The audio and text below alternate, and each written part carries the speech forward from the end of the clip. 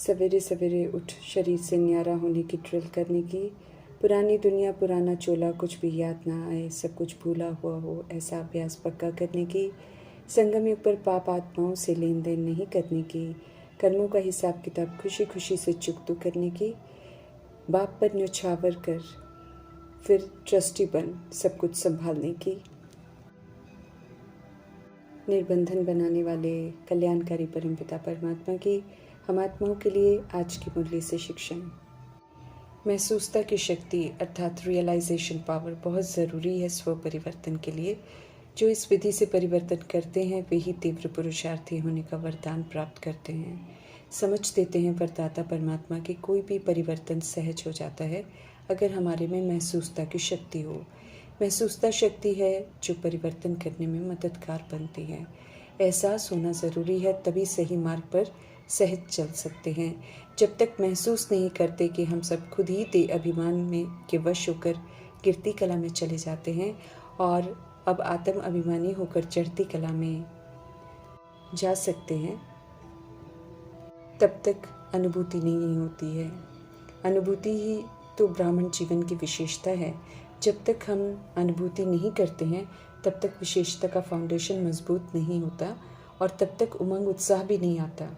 महसूसता की शक्ति हर बात में अनुभवी बनाती है और अनुभव से ही तीव्र पुरुषार्थी बनते हैं। सही और गलत के जब एहसास को हम अच्छी तरह समझ जाते हैं तो ये महसूसता की शक्ति से अंदर से रियलाइज़ हो जाता है कि क्या हमारे हित में है और क्या नुकसान करने वाला है। इसलिए महसूसता शक्ति का कार्य करती है, हमेशा के लिए सहज ही परिवर्तन करा देती है, फिर दोबारा कोई गलती नहीं कर सकते हैं। महसूस होना ज़रूरी है। नहीं महसूस करने वाले खुद को परिवर्तन नहीं करते, वे कभी भी खुद को गलत नहीं समझते हैं। वरदाता परमपिता परमात्मा वरदान देते हैं कि महसूसता की शक्ति के द्वारा स्व में परिवर्तन करने वाले तीव्र पुरुषार्थी बनो। रूहानी सच्चा स्नेह प्रभु से मिलता है।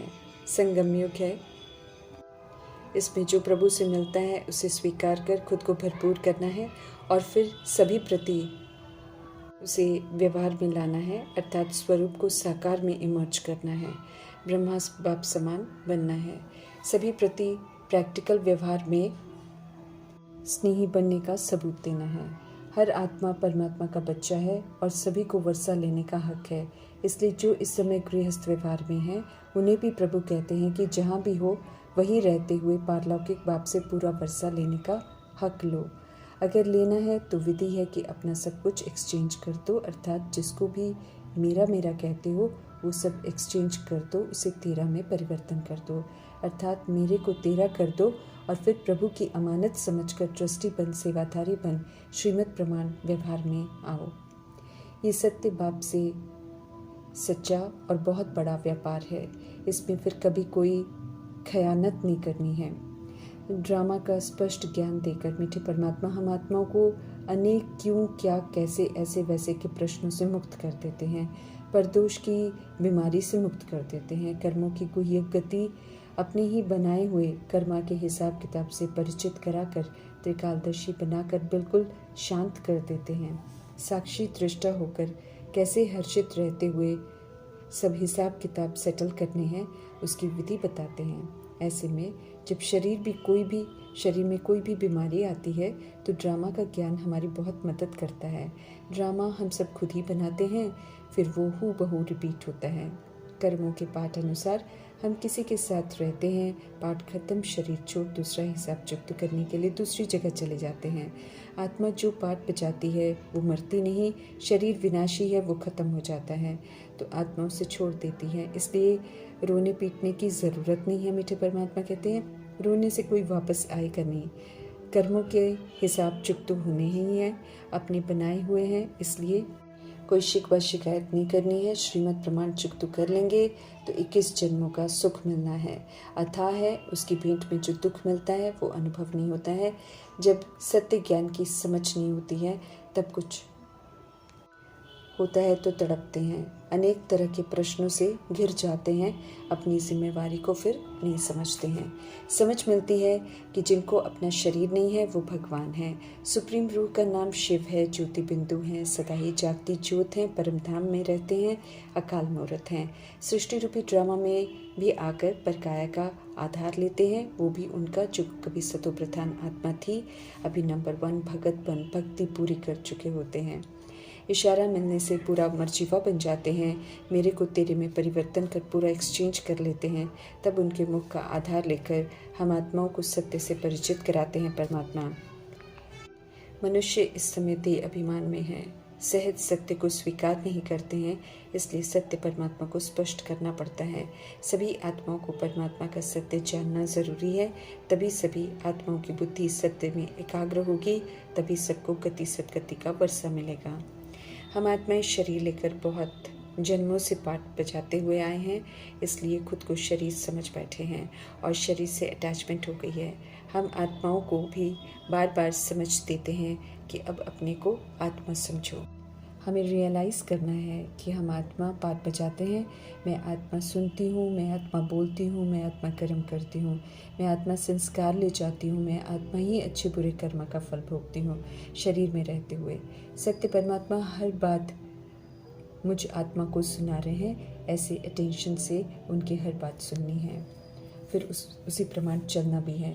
परमात्मा पिता का मुझ आत्मा को फरमान है कि मन को अब मुझ में लगाओ और देह सहित देह के सब धर्मों को, संबंधों को बुद्धि से त्याग कर अपने को आत्मा समझ अब एक बाप को याद करो।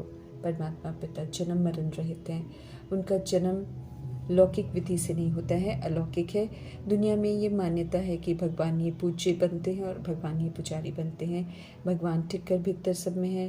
भगवान 24 अवतार लेते हैं, कचमच अवतार लेते हैं, हिंसक परशुराम भी भगवान ही बनते हैं। तरह तरह की दंत कथाएं हैं ये, इनमें से कुछ भी सत्य नहीं है। ये परमात्मा आकर समझाते हैं, समझ देते हैं कि न कल्प की आयु लाखों वर्ष की है, 5000 वर्ष में तो क्या से क्या हो गया, लाखों वर्ष का कोई हिसाब नहीं बनता। बुद्धि का ताला खुला है तो हर बात यथार्थ समझनी है और युक्ति से औरों को भी घोर अंधियारे से निकालना है। सत्य ज्ञान से ही अंधकार मिटता है, सोच रहा होता है, बुद्धि का ताला खुलता है। हम आत्माएं ही पूज्य से पुजारी बनती हैं।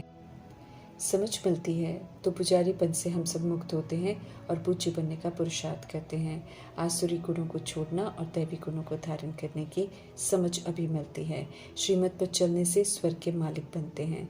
बेहद का बाप है, बेहद का वर्षा लेकर आए हैं। आत्माएं संपूर्ण पवित्र भी तो भारत भी स्वर्ग था, भरपूर था, परिस्तान था। आत्मा चरित्र से गरीब हो जाती है तो फिर भारत भी कंगाल हो जाता है। आदि सनातन देवी देवता धर्म था, अभी पुनः सत्य परमात्मा उसकी स्थापना कर रहे हैं। पारलौकिक बाप से ताज तख्त मिलता है, विश्व की बादशाही मिलती है। तो प्रजापिता ब्रह्मा को लौकिक वर्षा तो बिल्कुल गदाई अर्थात बोझ लगा और उन्होंने एक धक से एक्सचेंज किया। ऐसे फॉलो फादर करना है। दुख में हम सब सिमरन करते हैं, परंतु सत्य परमात्मा को हम जानते नहीं हैं, देवताओं की बायोग्राफी नहीं जानते हैं। अभी स्वयं प्रभु सिखाते हैं कि कैसे सिमरन करना चाहिए। समझ देते हैं कि तुम्हें तो सिमरन करना भी नहीं आता है।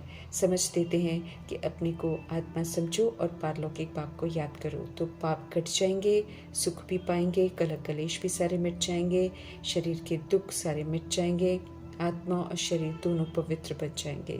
समझ देते हैं कि विकारी पुनर्जन्म लेते लेते आत्मा पर रजोगुनी और तमोगुनी जंक जो है वो चढ़ गई है, इसलिए शरीर भी पुराने रोगी मिलते हैं, उनमें कोई आकर्षण नहीं होता। फिर आर्टिफिशियल मेकअप करते हैं आकर्षित करने के लिए। अब रजोगुनी तमगुनी खाद को निकालना है, एक सत्य परमात्मा संग योग लगाकर। एक ही बाप, टीचर, सदगुरु, माशूक, साजन, बच्चा, बहन सब कुछ है। अब एक में ही बुद्धि को एकाग्र करना है और विक्रम विनाश करनी है। उनसे पढ़कर अच्छी तरह शिक्षित होना है। समझ देते हैं कि देह के अहंकार को अब छोड़ दो, आत्म अभिमानी बनो, अर्थात अब आत्मा के स्वधर्म में रहकर पाठ बचाओ। पवित्र स्वरूप, सुख स्वरूप, प्रेम, शक्ति, आनंद, शांति स्वरूप बनकर सबको सतगुणी स्वरूप का सुख दो और फिर रिटर्न में उसी को पाएंगे। देह के अहंकार में देह के पराये धर्म को यूज कर एक दो के साथ हमने दुख का लेन देन किया है, विकर्म कर कर्म बंधन बनाए हैं। अब सुलटे कर्म करके सभी को रूहानी सुख देना है, अपने सारे हिसाब किताब हमें सेटल करने हैं। सच्ची गीता सत्य परमात्मा सुनाते हैं, इसी से नई दुनिया क्रिएट होती है। हम आत्माओं के लिए पुरुषोत्तम संगमियों की दुनिया है। इसमें पुरानी दुनिया को पीट कर नई दुनिया में चलने का पुरुषार्थ करना है। सत पाप के संग हमें सदा रहना है, हमें सच्चा बनना है, सचखंड का वर्षा लेना है। शांति के, ज्ञान के और शक्तियों के, सुख के, प्रेम के, आनंद के सागर जो हैं परमपिता परमात्मा इस समय अविनाशी खजानों से संपन्न बना रहे हैं। उनके सिवाय आत्मा को जो चाहिए कोई दे ही नहीं सकता है। जितना शरीर से न्यारा होकर परमात्मा को हम याद करेंगे उतना उनसे सारी प्राप्तियां कर सकेंगे। जीते जी हमें पुराने से मरना है, सत्य बाप पर न्यौछावर होना है। पुरानी दुनिया, पुराने शरीर रूपी चोले से नफरत आनी चाहिए, तब सत्य की तरफ बुद्धि का योग लगेगा। अब तो हमारी अवस्था ऐसी होनी चाहिए कि पुरानी दुनिया का कुछ भी हमको याद ना है, सब कुछ भूला हुआ हो। सब कुछ प्रभु को सौंप कर हमें ट्रस्टी बनना है, फिर हम पाप नहीं करेंगे, क्योंकि ट्रस्टी परमात्मा के डायरेक्शन के प्रमाण चलते हैं। बाकी रहे हुए हिसाब किताब तो उभर कर आएंगे। प्रभाव मुक्त रहते हुए योग से चुकतो करना है। ये सहज विधि है, क्योंकि परमात्मा साथ हैं।